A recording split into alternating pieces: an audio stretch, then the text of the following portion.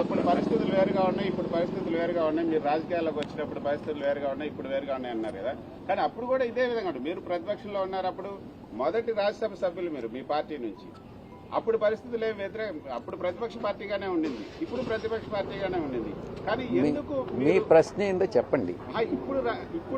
ఇప్పుడు రాజీనామా చేయడానికి కారణాలు ఏంటి అంటే అంటే నేను చెప్పిన దానికన్నా ఇంకా వేరే కారణాలు ఉన్నాయని నువ్వు నమ్ముతున్నావేమో కానీ నేనైతే నమ్మట్లేదు. అంటే జగన్మోహన్ రెడ్డి మీకు పదవి ఇస్తారు అడగండి, మీరు ఏదైనా ఫ్రీగా అడగొచ్చు. కాదు, నేను ఇంతకు ముందే చెప్పా మిమ్మల్ని కాదని. ఒక్క నిమిషం, మీరు అడిగిన తర్వాత నేను జవాబు చెప్పాలా, తర్వాత మీరు ప్రశ్న అడగాల.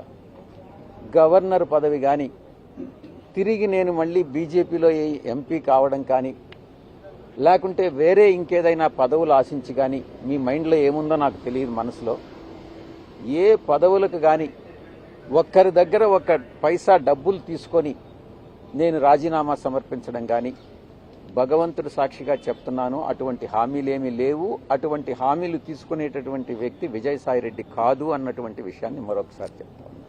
మీరు నమ్మకం ఉంటే అది మీ ఇష్టం. భవిష్యత్తులో అలాంటి అవకాశం వస్తే తీసుకుంటారా? గవర్నర్ గానీ ఎలాంటి అన్న మీ కొన్నటువంటి రాజకీయ నేపథ్య అనుభవ రీత్యా మీకు ఒకవేళ గవర్నర్ ఇదే ఇవ్వాలని అనుకోండి, ఈ రోజు నా యొక్క ఆలోచన అంతా కూడా నాకు హార్టికల్చర్ అంటే చాలా ఇష్టం. దాని మీద చాలా రీసెర్చ్ గతంలో కూడా చేశాను, విదేశాల్లో కూడా పర్యటించిన.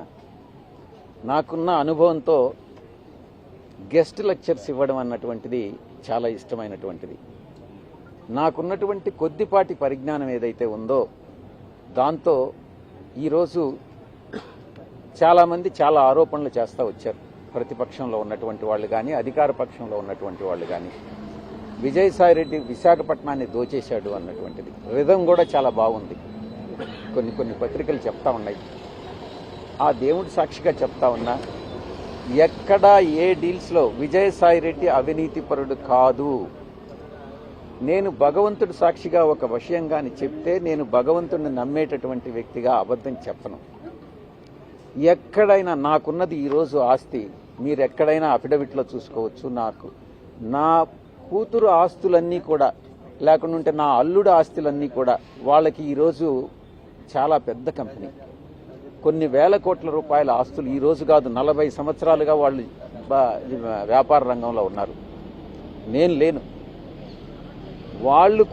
వాళ్ళు చేసే వ్యాపారాలన్నీ నాకు ఆపాదిస్తే నేను చేయగలిగింది ఏం లేదు.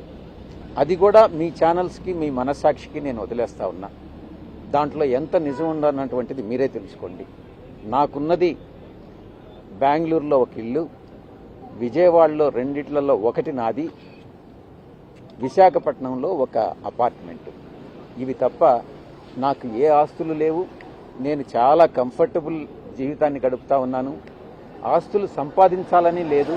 నేను గతంలో చెప్పాను, ఒకవేళ నేను అవినీతికి పాల్పడి సంపాదించినా కూడా ఒకరు 100, 200 కోట్లు 300 కోట్లు సంపాదించితే వాళ్లకు ఉండేటటువంటి ఆ వియ్యంకుడికి ఉండేటటువంటి వేల కోట్లలో ఈ 200 కోట్లనేటటువంటిది సముద్రంలో ఒక నీటి బొట్టు లాంటిది. ఆ అవసరం లేదు. ఆ చెడ్డ పేరు తెచ్చుకోవాల్సినటువంటి అవసరం నాకు లేదు. నీతిగా నిజాయితీగా బతకదామనుకున్నాను. కానీ కొన్ని పత్రికలు కొన్ని ఛానల్స్ నిరాధారమైనటువంటి ఆరోపణలు మోపి నా యొక్క ప్రతిష్టను భంగపరచడం కూడా వాస్తవం. ఛానల్ పెట్టాలనే ఆలోచన కూడా వెలుగుచ్చారు. ఆ విషయంలో ఎటువంటి మంచి ప్రశ్న వేశారు. గతంలో రామోజీరావు గారు, రాధాకృష్ణ గారు నా మీద వ్యతిరేకంగా దుష్ప్రచారం చేసినప్పుడు నేను ఒక నిర్ణయం తీసుకోవడం జరిగింది, ఛానల్ పెట్టాలి అన్నటువంటిది.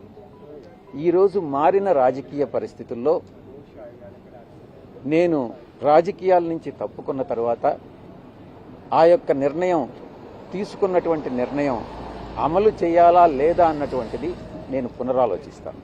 ఈ రోజు నేను దానికి సమాధానం చెప్పలేనటువంటి పరిస్థితి.